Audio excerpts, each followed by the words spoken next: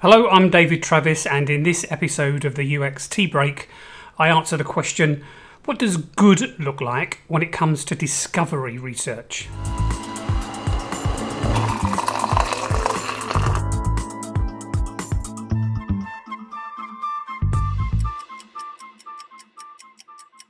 So this question comes from Brett Parker. Brett asked this: I'm a product owner and I don't know a great deal about user research. I have a user researcher on the team who's doing discovery research for us. He seems competent, but how do I know if his work is any good?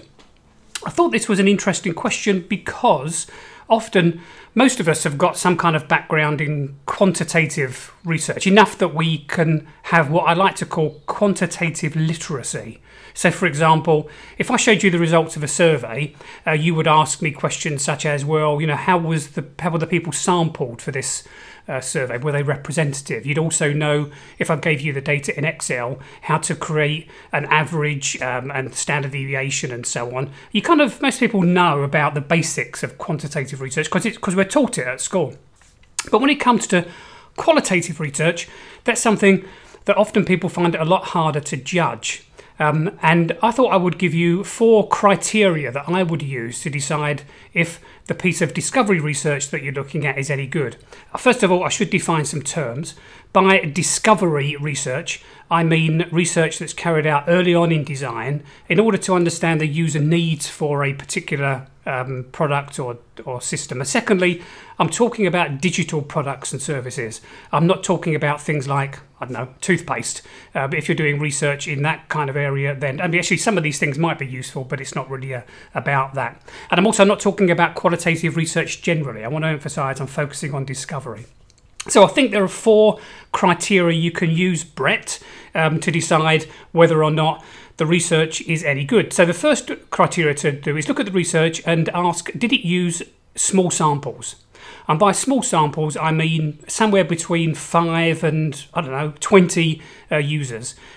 In contrast to, say, a research study that might use hundreds of users. And the reason we want small samples in qualitative research is because we want to go in depth. We really want to understand the range of experiences that people have so that we can fully understand the space that we're designing for. We're not interested in creating a kind of an average like you would be if you were doing quantitative research. So that's the first one. It uses small samples. Second, and kind of related to that, is that the research focuses on behavior.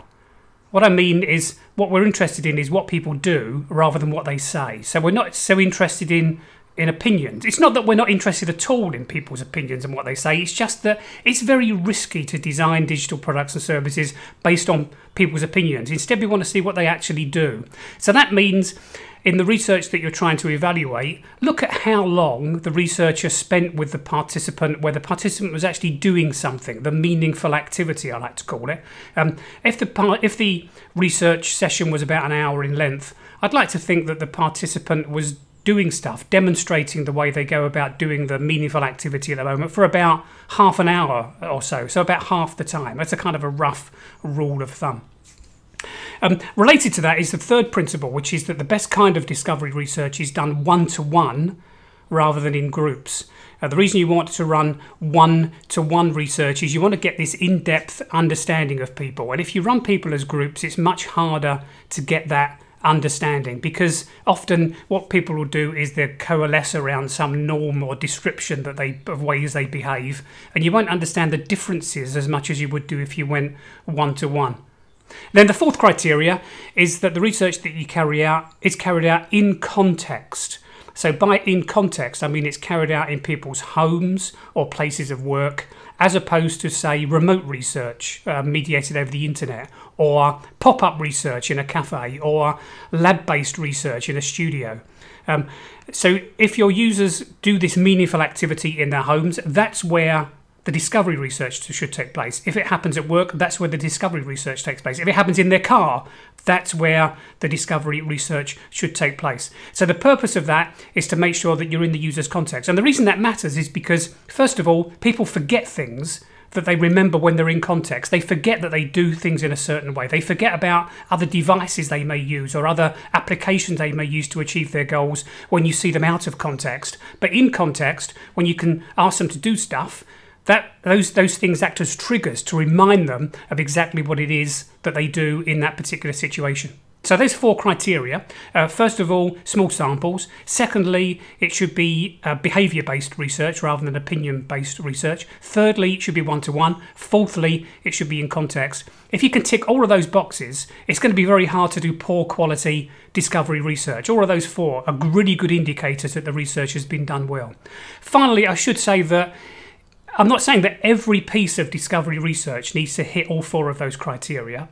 It could well be the team have a very specific question that you could go out and answer by speaking to some people in a cafe or somewhere local. By all means, go ahead and do that. It's just that that shouldn't comprise the majority of the discovery research. The majority of the discovery research should hit those criteria that I've listed. Well, I'm sure somebody disagrees with that, so let me know in the comments what resonated with you, what things did you disagree on, what other criteria would you use to decide that discovery research is any good. And of course, as always, if you like the video, please give it a thumbs up. That way YouTube recommend it to other people and subscribe to the channel.